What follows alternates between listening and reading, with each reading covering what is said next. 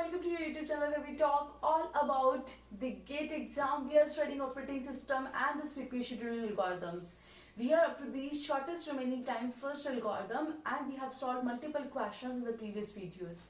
Here is a question which was asked in the GATE 2006, quite a good question, and because in this year GATE syllabus from 2021 paper onwards they have explicitly mentioned the term input output scheduling. So this question is actually very important from that perspective that if at all they give you burst time as CPU burst time and also input output burst time, then how do you actually schedule a process on the CPU? The question simply says consider three processes all arriving at time 0. So we have three processes. So as and when I'm reading, I'm just going to note down the details. So we have three processes P1, P2 and P3. Alright, all arriving at time 0. So all of them are arriving at time 0.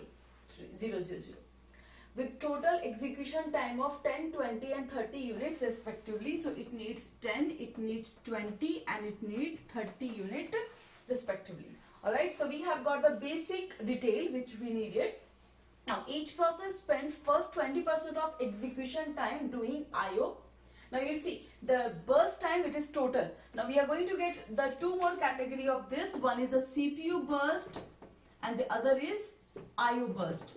So we are going to CPU burst time and we are going to get the I/O burst time, right? So each process is performing the first 20% of execution time doing I/O. The next 70% of doing 70% time doing computation and the last 10% I/O again.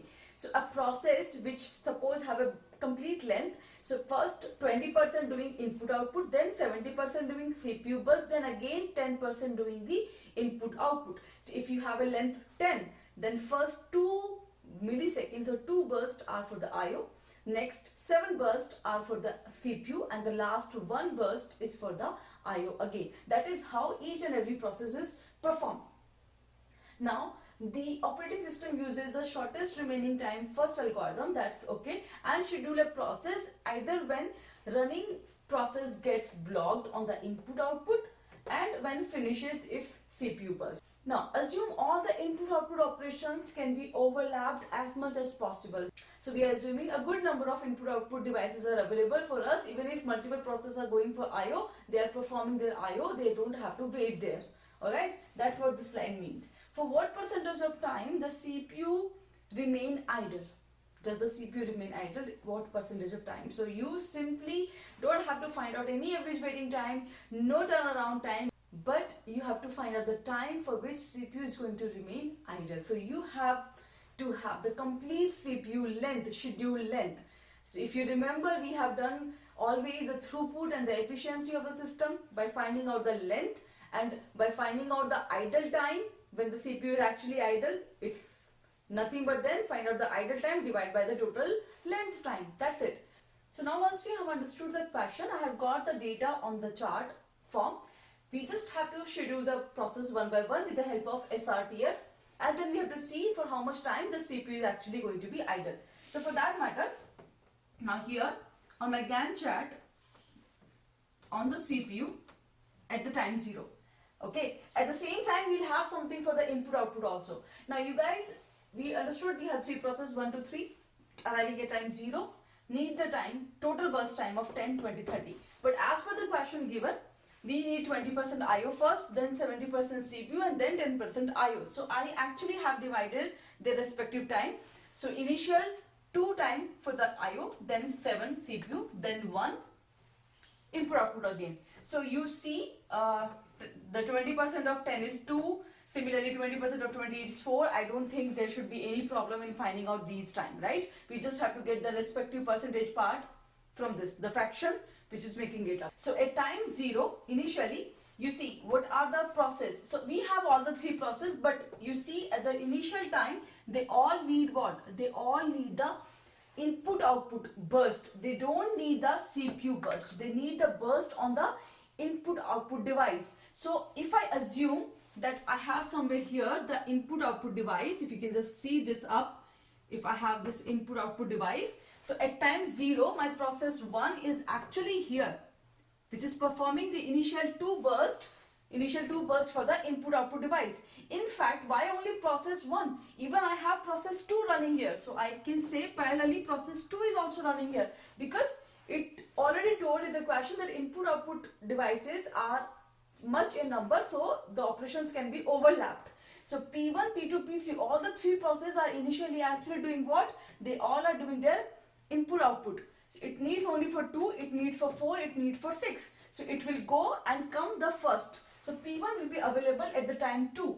So by the time 0 to 2, there is no process.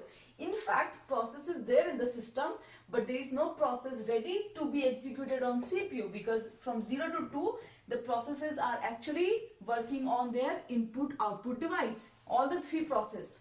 So P1 is getting free at the time 2. So by the time 2, this is nothing but then, you see, we have seen this idle thing a lot many number of time in our previous questions also. So by the time 2, our CPU is actually idle. Now by the time 2, P1 has come. Okay, so this part is done for P1 and it is available for the CPU. So 2 plus 7, 9. CPU will come, process P1 will come and it will get scheduled on the CPU, and this one will also be done. Correct? By this time, P2, P3 are doing their input output, and if their input output time is done, they are simply sitting in the ready queue and waiting for the turn on the CPU. Correct? Now, after 9, the process 1 will go again in the input output device, and that is nothing to be worried, because CPU burst and input burst can run simultaneously, because CPU is a different device and IOs are the different devices. So they both are running in the parallel at the same time. Correct? So it's going for the IO. Now the process P2 is available with us, because P2, and of course by this time you might think, by this time we have not only P2, we also have P3. Correct? But who needs a minimum burst out of the 2? Who is the shortest? The algorithm is also applicable, right? Shortest remaining time first. So which is shorter? P2 is shorter, which needs 14 bursts. So 9 plus 14, how much it makes? 9 plus 14, 23. Correct? So this has done its IO, this has done, and by the time we are doing this, its IO is also done, and P1 is actually completely finished, because this and this is running in parallel. Correct? Now P2 is done with this CPU burst, and it will go to the IO device for these next 2 bursts. That's absolutely fine. We don't worry about that. Now the next process which is left with us is nothing but then process 3 to be scheduled.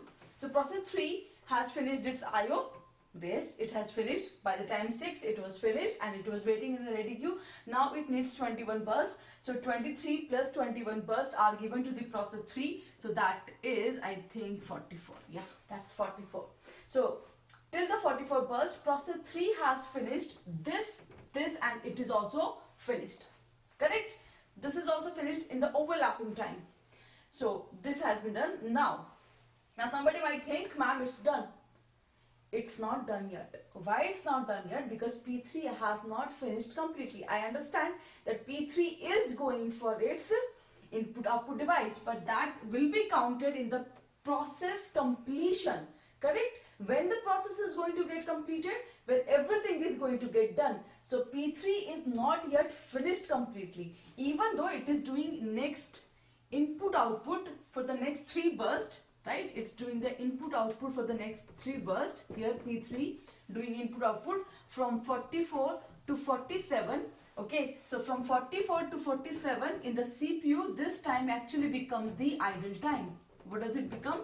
It actually becomes the idle time, because by the time 47 comes, then only we can say or declare that P3 got terminated, and the schedule length of these 3 processes have got finished, not before that. I mean, why I am emphasizing this point so much, because so many videos over there are available which are counting just up to 44, not counting this part. But this is very important, and this is exactly why this question has been designed like this. You have so many number of time, you have seen the initial idle time for the CPU, so nothing big in that. But you have never seen this idle time of the CPU. This is the first time you are seeing it, right? So if I have to say the schedule length, then this is my complete schedule, right? From this point to this point my schedule is going on, and if I have to find out the CPU idle times, then it was idle for this burst and it was idle for this burst. So that is how much it is, 2 plus 3, correct? For this much time it is idle, and the total amount of time it is spending is 47 multiplied by 100. So this becomes 5 divided by 47. If you calculate, then this value comes out to be 10.6%, and so option number B is correct. The amount of time the CPU is idle is 10.6% of the total time. Alright, so this is how a question is to be done, and again I would say this question is very important. Why? Because they have explicitly mentioned in the syllabus IO scheduling. So such kind of question are likely to be there in the paper, which is going to be in the next 20 days. Alright, I hope this was understood by each one of you. If at all you still have any doubt, I am ready for any kind of discussion, so you can post them down in the comment section. I will see you once again very soon. Till then, bye bye. Take care.